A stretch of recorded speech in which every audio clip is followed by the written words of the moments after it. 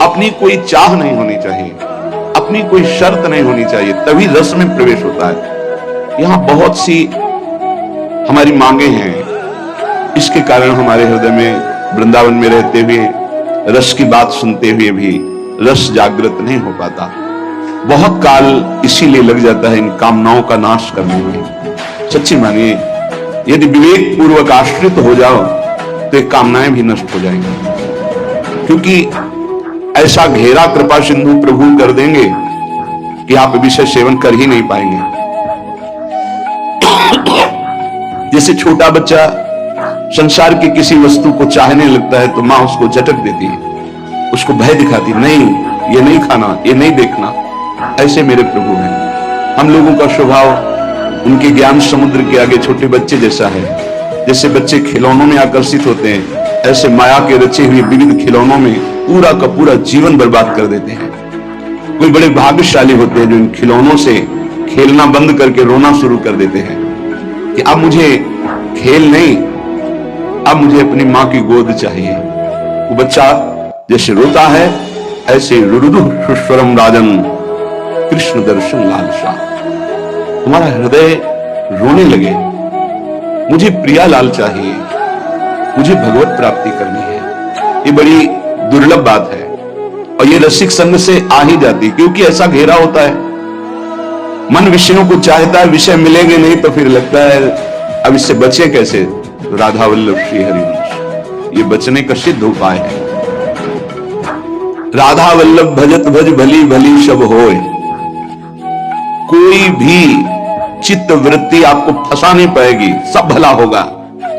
होए विषय विषनाश, होए वृंदावन बस गति, होए सुदृढ़ सत्संग, होए रस रीति अगाधा, होए सुजस जग प्रगट, होए पद प्रीति सुराधा।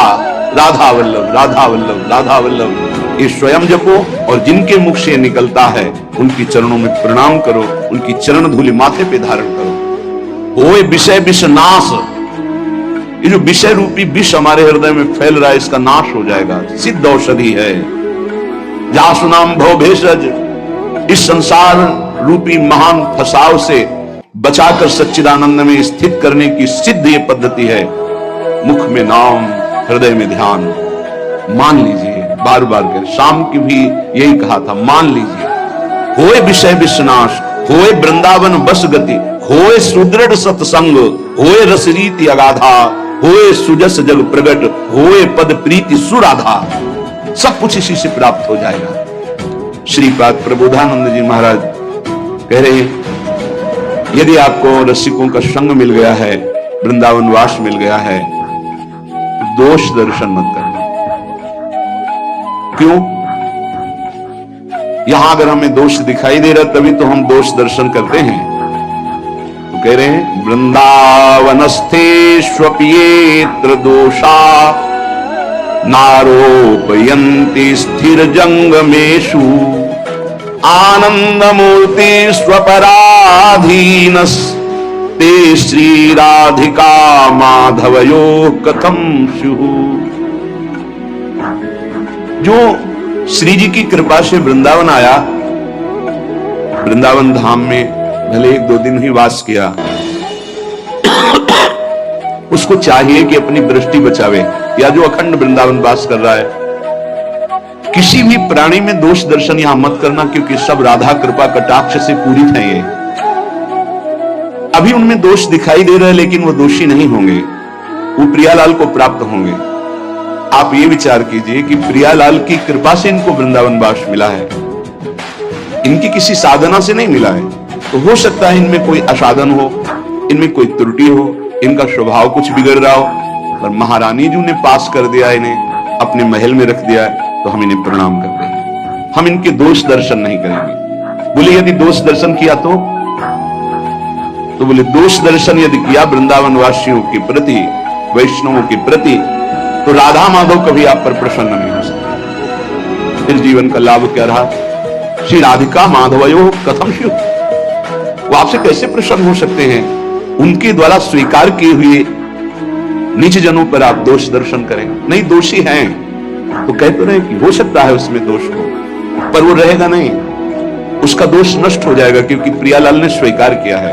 इसीलिए गीता में श्री भगवान जी ने कहा है, अपिचेत सुदुराचारो भजते माम अनन्य भाग साधुर्य समंतव्य सम्यक व्यवसिता हिस्सा।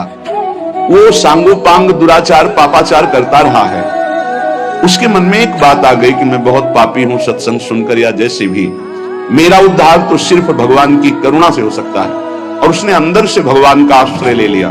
अब उसे तुम पापी नहीं कह सकते हो। भगवान कह रहे हैं साधुरेव समंतव्य, अब उसे साधु मानो। साधु को साधु मानने के लिए कभी आज्ञा नहीं दी गई। वो साधु नहीं है, वो पाप आचरण करने वाला पापी रहा है, दुराचारी रहा है, पर उसने भगवान का आश्रय ले लिया है। अब भगवान कह रहे हैं करो सद्य ते साधु समानम, मैं साधु बनाऊंगा। अब वो साम दाम और दंड भेद से सीधे रास्ते लाऊं, नकली से बनाऊं असली, भगत मेरे मुकुट में। भगवान की विशुद्ध कृपा होती है। ये अनंत जन्मों के ऐसे दुर्वासनाएं परत की परत छुपी हुई के साधन भजन करते हुए भी वो निकलती रहती हैं। अगर जरा संग हो जाए अंदर की वासना का तो हमको कहीं न कहीं आसक्त कर देती है। बड़े कृपालु हैं, वो हमारी चूक को न देख करके वो करुणा करते हैं और हमें आगे बढ़ाते हैं।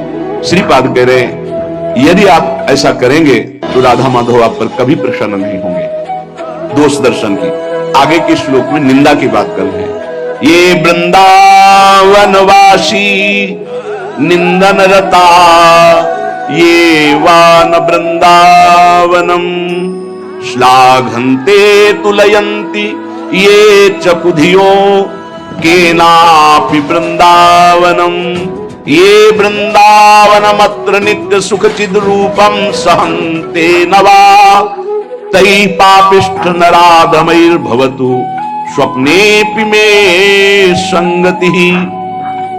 जो वृंदावन वासी हैं, जिन्होंने आजीवन वृंदावन वास का नियम ले लिया है, यदि कोई उनकी निंदा कर दे, श्रीपाद कहते हैं तो पापिष्ठो नराधमई है, सारे पुण्य उसके नष्ट हो जाएंगे। वो महापापी कि जो दुर्गति होती है वो उसको होगी। नराधमई, वो समस्त मनुष्यों में अधम गति को प्राप्त होगा।